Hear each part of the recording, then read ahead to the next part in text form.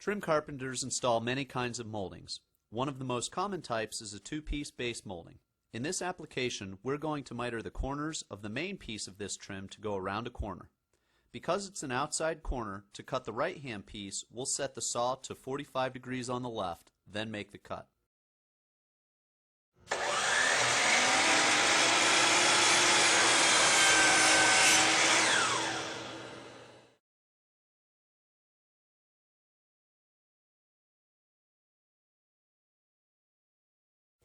To cut the left-hand piece, we'll set the saw to 45 degrees on the right, then make the cut.